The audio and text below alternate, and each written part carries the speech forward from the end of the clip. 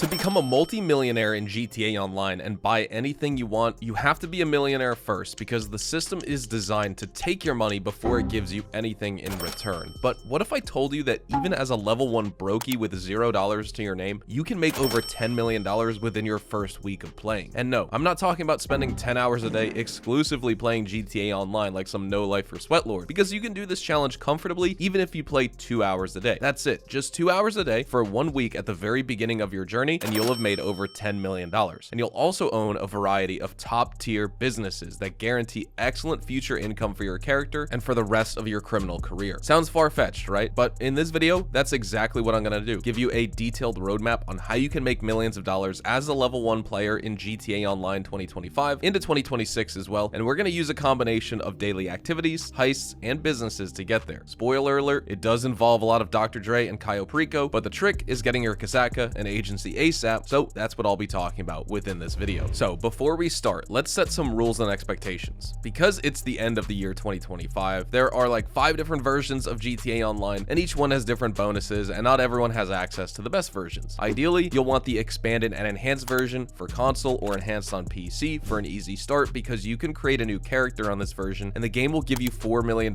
right from the start through the career builder feature. Also, there's the version of GTA Online that over 7 million people got for free back in 2020 when Epic Games was giving away GTA 5 for free. And this one came with the Criminal Enterprise Starter Pack preloaded, so that means you get a bunch of free vehicles, an apartment, a 10-car garage, a motorcycle clubhouse, a bunker, and a CEO office, all included right as you start the game. And these benefits apply across multiple characters created on the same account, which is kind of like cheating if we're gonna do this challenge, so I won't be taking advantage of those either, which means my character will be starting from level 1 with $0 in the bank. Next, we need to talk about weapons and vehicles. For your very first vehicle, you're gonna grab the free Duke of Death from Warstock Cash and Carry, then you're gonna raid a stash house for some easy cash. There are 25 possible locations, and you can see them all on gtaweb.eu, but they also spawn on your minimap and you can see them, and the daily spawn of stash houses is randomized, so you'll naturally find these as you're driving around the map each day. Inside each stash house, you'll find a few thugs as well as a safe, and somewhere nearby there will be a yellow sticky note with the safe code. Open it up and escape with the contents of the safe for an easy $30,000 in cash. This shouldn't take you more than 2 minutes, and it'll give you enough cash to buy your next vehicle after the Duke, which is the Batty 801RR Superbike. You'll find this beauty on Southern San Andreas Super Autos, and for $15,000, there really isn't a better deal in all of GTA Online. Even in its bone stock configuration, it's still going to be really fast, and in missions where you don't need armor, you should take this over the Duke because it's so much better and faster at driving from point A to point B. And with level 4 parts and upgrades, the Batty 801RR will do a lap time faster than pretty much every other motorcycle in the game. The only bikes that can beat it are the Shitaro, the Power Surge, the Shinobi, and the Hakucho Drag, but those cost millions of dollars, so get yourself a Batty 801RR for $15K and that stash house money, and then it's time to pick yourself up some weapons. For weapons, we're gonna need a combat MG, a special carbine, heavy sniper, and a compact grenade launcher. We're also gonna need some sticky bombs and grenades. Now, all of these can be found at your nearby ammunition store, but some of them are locked behind rank checks, which means that you as a level 1 won't have access to some of these weapons. However, there's a way around that, and I'll show it to you shortly. For now, just grab the special carbine and fit it with a drum mag. Then get yourself a compact rifle, homing launcher, and micro SMG if you can with the extended mag. Fit that SMG with a suppressor because you're gonna need that for stealthing certain missions. And now that you have a general purpose rifle for close to medium range encounters, a homing launcher for NPC helicopters and vehicles, as well as a micro SMG for shooting out of vehicles, you're gonna have a good start to your gameplay. The AP pistol will be unlocked later at rank 33, and that's what you should upgrade to as your primary sidearm once you get there. But for right now, we've got to get our hands on a combat MG as well as a heavy sniper. And for that, we're gonna need a freak shop, which is unlocked once you do the first dose mission number 1. See this R icon right here on the map? That's Ron, and you've probably seen him in story mode. He's Trevor's friend, so just drive over to Sandy Shores to Trevor's old liquor shop, and you'll be introduced to a gang of psychonauts who call themselves the Fooligans. They're all kinds of messed up, but their leader, Dax, is willing to pay you money if you help him deal with the Lost MC. So get Dax's RV back from the Lost MC, and then he'll show you the way to the freak shop. Inside, you'll find a Mark II weapons workshop, which is the quickest way to unlock those 2 weapons we talked about earlier, the heavy sniper and combat MG. Not only can you buy them here, bypassing ammunition's level requirements, but eventually you can even upgrade them to Mark II weapon variants, which support more attachments and special ammo types. But right now, just stick with Mark I weapons. Mark II's a waste of money, and you don't need them for the type of content we're going to do here. If you don't have the cash for these weapons, here are some other daily activities that you can do to make some quick money. First, we've got the Junk Energy Bike Time Trials, which pay out $51,000. Then you could do a G's Cash cash for about 15 to 20 grand, and using that Batty 801RR that we purchased earlier, you can do a regular time trial for $102,000, thereabouts. And yes, it's absolutely possible with the stock bike, as long as you use the wheelie trick. See, bikes in GTA have this weird feature where if you load up the rear suspension, it causes the engine to rev higher, and that's going to give you a temporary speed boost while you're riding. And this is of course very useful on the highways where you're just driving in a straight line, but it can also come in handy while going uphill with a stock Batty 801RR.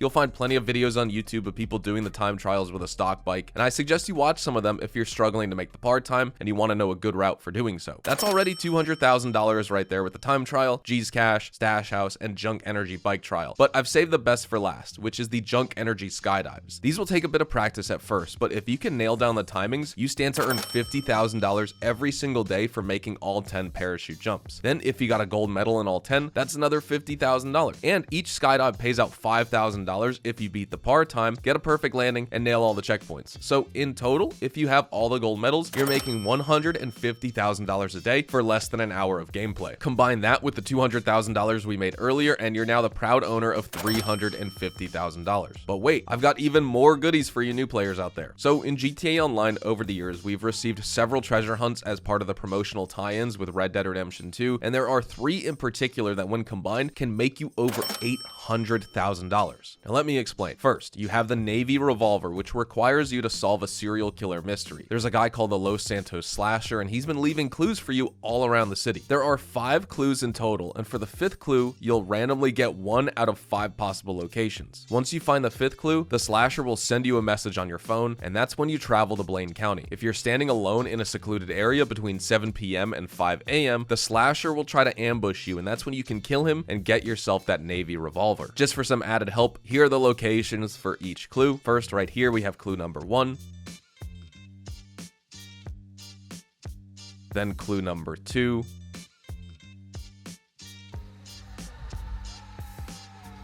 Clue number 3.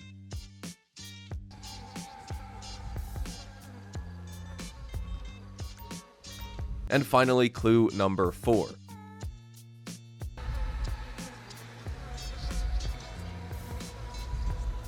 And finally, clue 5, which is a black van that can spawn in any one of these 5 locations right here. Once you have the Navy revolver, all you have to do is get 50 kills with it for your $200,000 bonus. Remember, each clue gives you $5,000 and a bunch of RP as well, so you'll probably be level 5 or 6 by the time you get the revolver. Then for the second treasure, we're gonna find a golden double action revolver. And it's actually easier than the Los Santos Slasher mystery, because this time you'll receive an email with a photo of the location, and the game will even mark the area with a yellow circle for you to find. Your first clue will be a note stuck to a rock near this stream right here. Then once you find that, you'll get 3 more clue circles on your map with question marks inside of them. Visit each one to find the relevant clues, and once you've got all 3 right here, you'll see a golden treasure chest on your map near Mount Chiliad. Go there, grab your golden revolver, and get 50 headshots with it for a $250,000 cash bonus. And then finally, for the 3rd and final treasure, we're gonna do 5 bounties for mod so we can get the stone hatchet, which is famous for being the best melee weapon in the entire game, since it gives you Trevor's special ability Rampage. Also, make sure you've linked your social club account to your Xbox or PlayStation GTA account, otherwise you won't get these extra cash benefits. Then drive over to this icon right here on the map, the one that says M with a crosshair next to it. That's Mod, and she'll give you the 5 bounty targets. You can bring these in alive for $10,000 each, but if you're just trying to speedrun the hatchet, it's easier and quicker to kill them instead, even though you only get 5k if you kill them. Once you've done all 5 bounties though, Mod will give you the coordinates to a treasure chest containing the stone hatchet, so go over there, pick it up, and get 25 kills with it for a $250,000 bonus. These can be regular pedestrians on the road, you don't have to kill any enemies, and it's best to do all this in an invite-only lobby unless you like getting hunted by griefers with far better gear and vehicles than you. So with the $800,000 from the treasures, the $350,000 from your daily activities, and the $50,000 from the first Dax mission, we're currently sitting at a comfy $1.2 million already just in our very first day. But now it's time to accelerate things here, because we need $2.5 million for our agency, and then we'll use the money from the agency's Dr. Dre VIP contract to pick ourselves up a Kosatka submarine. Why get the agency first? Because it gives you a free Super Velito carbon, the SUV fast travel system, unlimited armor and ammo right next to your bedroom with the use of the armory and the snacks, and the Dr. Dre VIP contract has a 48-minute cooldown, which makes it better for grinding compared to Kaio with its 2-hour and 24-minute cooldown, at least if you're running everything solo in GTA. Another cool little bonus the agency gives you is super heavy armor, which you normally can't buy as a low-level player at Ammunition, but once you have the agency armory, it unlocks super heavy armor, which is the best body armor in the game, and the only one worth buying in my opinion. And to make things even better, you actually get it at a slight discount in the agency armory compared to Ammunition stores. We're gonna go for the Little Seoul location, which is the most economical one, as it costs just $2,010,000. It's also pretty centrally located, so you won't miss out by not buying any of the more expensive agencies, even though on my main I have the Hawick location, but either way, Little Seoul is going to be the cheapest. Then we're going to install an armory for $720,000 and an accommodation for $275 grand, so we can fast travel back to the agency by starting a new invite-only lobby. This brings our total up to $3 million, which is a little bit more than the $2.5 million I mentioned earlier, but it's nothing that can't be solved by doing an extra Cluck and Bell heist. We already have $1.2 million, so we need exactly $1.8 million more, which means we can get by doing the remaining Los Santos Drug War story missions for $800,000, including the first time completion bonuses, and 2 Cluck and Bell farm raids for the remaining $1 million.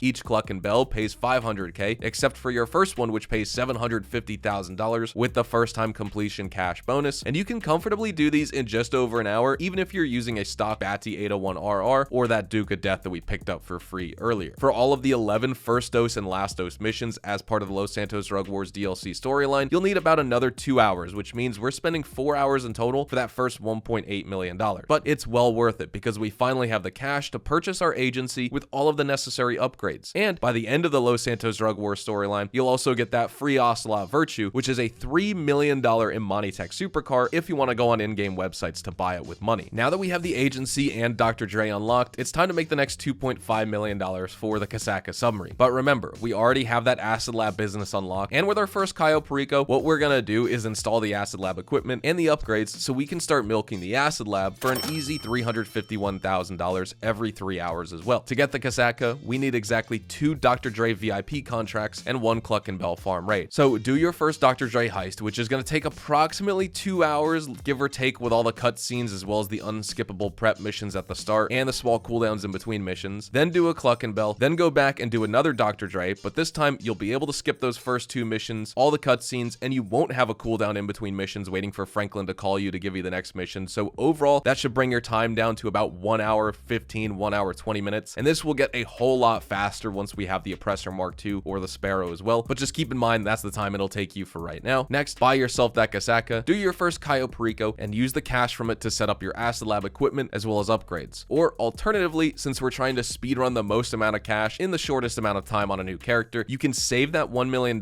from your first Cayo Perico and do another Cayo to save up enough money for a Sparrow helicopter, which is one of the best grinding tools in the game besides that Oppressor Mark II. In fact, that's what I did for my run on this account, and it really makes a world of difference with how trivial all the Cayo preps become once you have this amazing helicopter. I'm actually working on a video right now that shows you how to do each Cayo prep mission in the fastest way possible using a Sparrow, and it's gonna go live soon, but if you want to see it before anyone else, consider becoming a channel member because that'll give you 1 week early access to all my guides, ranking videos, and GTA speedrun challenges. Okay, once you have your Sparrow, Kosatka, and agency all set up, it's time for the final phase of our grind. We've already made over $7 million at this point, and it's only been like 11 hours of gameplay. So here's how to make the remaining $3 million ASAP. We're gonna layer Cayo Perico, Dr. Dre, and the Cluck and Bell farm raid on top of each other so we have no downtime at all. And for that, we're gonna do our Cayo run first, which will take about less than an hour since we have the Sparrow. Then we'll do a Dr. Dre VIP contract plus a Cluck and Bell while Cayo is on cooldown to fill up that 2 hour and 24 minute cooldown. And that's $2.5 million right there for no more than 3 hours of work. Then add in Cluck and Bell or Dr. Dre to that number, and we've made over $10 million